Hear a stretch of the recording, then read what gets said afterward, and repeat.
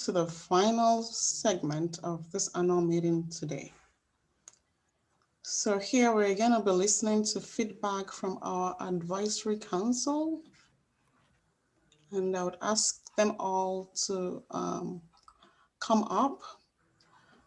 Usha Zehr is from Mahyco, and in India, Mark is joining us from University of Queensland in Australia, and Eric is joining us from Ghana, and Dave is joining us from Corteva Agrisciences, and Joe Cornelius is joining us from Gates Ag1. If you would turn on your videos, please, and your audio. We want you to give us feedback on the reflections and guidance so far during this meeting today. Thank you. Sarah, do you want us to go in any particular order, or do we just jump in? No particular order. I just wanted to jump in. Okay, I'll go ahead and start then. And so, first of all, certainly thank you to everybody for their presentations, right? We all know this is challenging times for people for a lot of different reasons. And I have to say these presentations were excellent, right? They did a really good job of kind of distilling the important things to talk about. So congratulations to all of you for that. And so I'm just going to make some high level comments. I'm not going to ask a bunch of technical questions. But just in the perspective of somebody coming from a large national program, you may think there are many differences between the context in which I work for a national program and the programs that you are all working on. But there's also many challenges and opportunities very much in common. You may think with the hundreds of millions of dollars we have and the thousands of people we have, we can do what we want in Corteva, but we can't, right? We have to prioritize just like you all have to prioritize. And I also think another thing that is important that I try and bring the perspective to help you learn, not from just, what we were successful at, but more important, what didn't work, right, for us. And so at the end of the day, I really think at a high level, it's about resource allocation, both financially and people capacity, right? That's what it always boils down to. And you have several questions within that.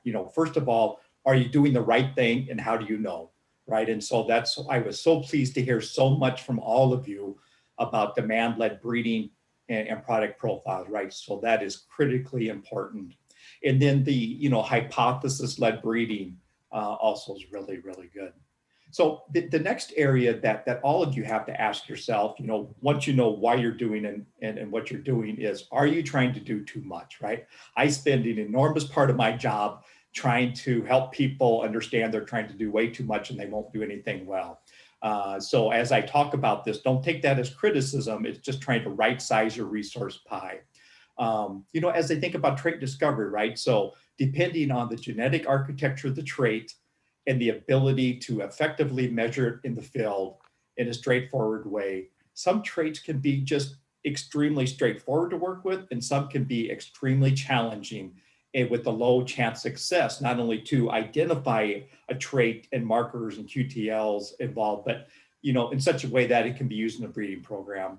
And so all of this needs to be aligned with the importance of the trait. And even for our company, there are traits we feel are important, but we can't go after. We know it's not worth the journey. So encourage you all to think about that as you think about trait discovery and QTLs. The other thing, and Scovia did a great job of this, really talked about, do you have the basics in place, right? Sometimes it's so easy to focus on the trending tool, the trending technology, but I tell you, I've seen over and over again in our programs in Corteva, it's not the new technical tools that fail, it's the basics, right?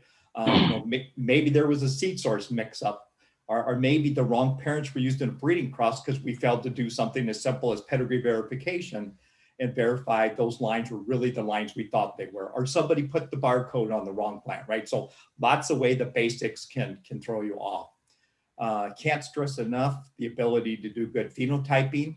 All of you need to continue to consider every plot as important and valuable. and ask yourselves, do you have enough power in your experiment? Are you able to phenotype well enough in the field to answer the biological question you're trying to answer? And importantly, as you think about your studies that you're putting in the field, you really have to map out not just how many field resources does it take in year one, how many is it going to take in year three, right? Because what I've seen over and over again, people start experiments and in year one, year two, it doesn't take a lot of field resources, but year three it takes a lot. And then the project gets cut because you can't afford it. So really have to think through that. And so, once you know what you want to do and how you can do it and how, that you can afford it, you need to think about how we do it, right? What of all these capabilities, what are you trying to build internally yourselves at your centers? What are you going to fully leverage from either, something coming from the 1CG or EIB? What are you just going to fully leverage from them? And what are you going to co-create with others? And so those are things to think about and just high level comments, but really, again, just want to add my congratulations to everybody that presented. Things are up to a great start. And now it's just a matter of being realistic and right sizing your programs. So Thank you, I'll hand Dave. it off to who's ever next. Okay. Can I come in? Please. Okay, good. Thanks very much. I'll also add to the voice of David and commend all the presenters for the very good talks. I would also like to commend the ILCI team for selecting 4 very good proposals. In fact, I believe you came out with the great proposal that needed to be funded. Of course, I believe there were challenges in selecting the 4, but I think you did a great job. I would like to submit that last week, I was celebrating 33 years in the University of Ghana as an academic. And I had to do some reflections on the past, the present, and the future of plant breeding for Africa. And the conclusion was inescapable that no matter what blueprints we bring from abroad, we cannot make it. So it is important for us to reconsider how we chart a new path for the transformation of Africa's agriculture. That is why I like the model by Jeff Morris, talking about trait discovery, which needs to underpin all of breeding programs, goal-directed, hypothesis-driven science. I think these are all very, very key. And I cannot commend the ILCI team enough for this innovative project. I would like to share maybe 3 major concerns that I wish, these are big concerns that I wish we can look at, because projects have come and gone over my 33 lifespan in the University of Ghana as an academic.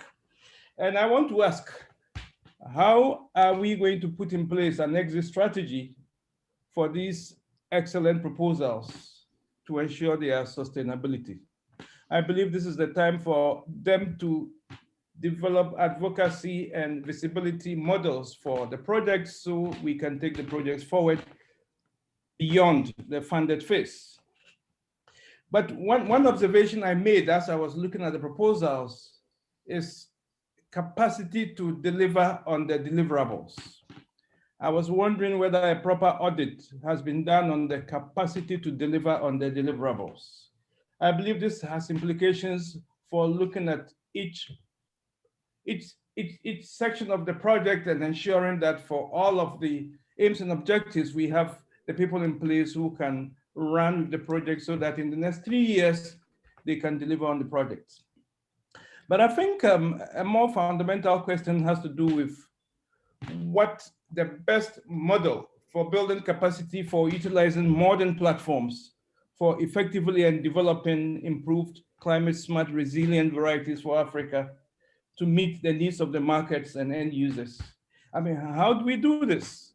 I believe we cannot rely on the team leads of the areas of inquiry forever. We cannot rely on Jeff Morris and Ed Beckler. These are all very busy people. So how are we ensuring that in 3, 4, 5 years, we have the team on the ground in these projects who can hit the ground running with new ideas that can sustain the project beyond the project funded phase? I would like to say that it's not too late for the ILCI team to do high-level engagements. And I think this is very, very important because the projects that you have established, you are going to fund, must be supported well. And how do you use the high offices of the USAID to engage the institutions that you are working with better, to engage the governments of the countries in which you are working, so that there is high-level support for the projects that we are implementing? Because $1 million for a research project is not small money, it's big money. But what happens after the million is more important than the million you are putting into it. So I will urge the partners, the ILCI team, and all of us to think through the issues carefully and ensure that we are putting in place structures and projects that will sustain livelihoods for a very long time in Africa. So let me, on this note, congratulate all the project leads for putting forward very, very good proposals. And I hope that through the implementation of the projects, you get the support that you need to take your projects to the next level. So let me thank all of you. Thank you. Thank you so much, Eric. Appreciate it. Joe, you want to go? Okay. Make sure I'm not on mute. I would amplify what both Eric and David kicked off. Incredibly impressive start by all the teams, and applaud everyone for the incredible amount of work that has gone into starting this journey. As everyone on this call can attest to, discovery and development is a daunting challenge. And there are so many things that need to happen over the course of time, and patience and planning are all critical elements. One of the things that I would just add to what both David and Eric said is that it is so important as we're going forward and developing the technology and the science, that we also make sure that we're including a number of different stakeholders that can actually help us amplify ultimately the adoption of this technology. So as you're going through, my request of all of you is, as you're going through this process of laying the foundation for success, and you all will be successful, it's not too early to start thinking about who's going to stand with us as we advance this technology, and for us to look beyond the agricultural value chain in the context of reaching out to different organizations, individuals, et cetera, that can help us amplify the work that we're all doing. So again, kudos to all of you. Phenomenal first step, or actually multiple steps at this stage in laying the foundation for success going forward. Thank you, Joe. Mark? Thanks, Sarah. I'll try not to repeat, and then it's always easy to talk, so I won't consume your remaining time, particularly since it's 2:30 a.m. for me. I might not sound that coherent, but I'll try my best. And so Scovia, Gito, Roberto, Gail, thank you very much for the presentations. I enjoyed listening. It was really good. And also to everybody, thank you for the invitation and opportunity to participate with you on the advisory committee. I mean, I view this from maybe a different perspective than others, as I work from the assumption I'm the least smart person of everybody that's participating in this activity. But I'm sort of willing to share my own experiences from 30 plus years of actual plant breeding, and also on the research and technologies behind plant breeding. And if there's one thing I reflect on, is that most things that I've tried as a breeder, and I've also worked with many breeders around the world, they fail to deliver on the outcomes that people actually hope for, but they never fail to teach me something. And I think it's really learning how to be better as you actually go forward. And one thing that I've learned about breeding is that, you know, everybody's enthusiastic about trying things, but getting to critical mass to be successful is really difficult in breeding. It's extremely difficult. And so one thing that I think that I like about this whole collection of efforts is that the centers of innovation really create what I would think of as a research ecosystem opportunity. And so even if each of you are operating at the best level you can, I think collectively you'll work a lot better to learn from each other. And I think that is a real opportunity to actually work and share those experiences, because most of the things you will try will fail. But I think you have an opportunity to learn really and accelerate opportunities for the future from those failures. And successes will come from recognizing when success is in front of you. So, and there's some really deep questions and common themes that apply across all the centers of innovation. And I sort of list 3 assumptions that I think exist across all 4 presentations and centers of innovation that we have, and even the quick starts. One is I work on the assumption that there's a clear, strong motivation to achieve impact from everybody. So I never question that. I mean, you're all trying your best. And I think the commitment to capacity building is probably the thing that you will have the most success in. And so I would sort of strongly commit to that. I make the assumption that through your motivated efforts, you will acquire valuable germplasm. And then it's really a question of how do you realize the potential of the germplasm you have access to, because we can always dream about having the perfect germplasm, but we have to work with the germplasm we have access to. So you will have diversity, and it will set a potential. You have to learn how to use that and build from it. And I mean, from the commitment of the centers of innovation, I think that there's a clear commitment to identify what are real targets for on-farm impact. And I think that's been a transition that breeding has actually gone through over the last 30, 40 years of trying to deliver things without really understanding the systems with which you're trying to deliver products that are going to have impact. And I think making a commitment to actually identify clear product profiles, target product profiles, is a really important thing to do. It might seem not that valuable at times, but I think it will always force you to think more deeply than just getting on and doing things.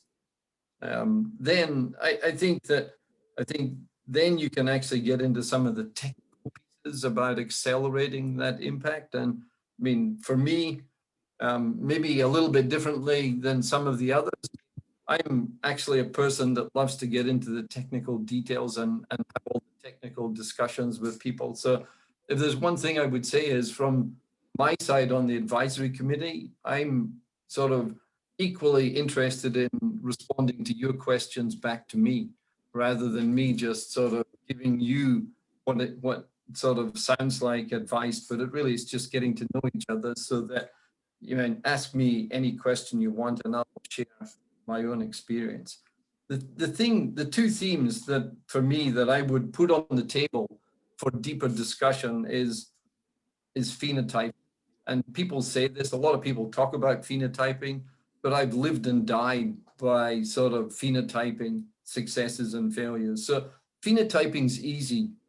It's easy to measure something and to get heritability, but phenotyping to enable successful breeding is really, really hard. It's a lot harder than a lot of people realize that are working on technologies for phenotyping. It's really hard to expose that information so that you can actually get results that tell you something about the value of the genetic diversity, you have the genotypic value, and also the breeding value that you've actually got in your germplasm.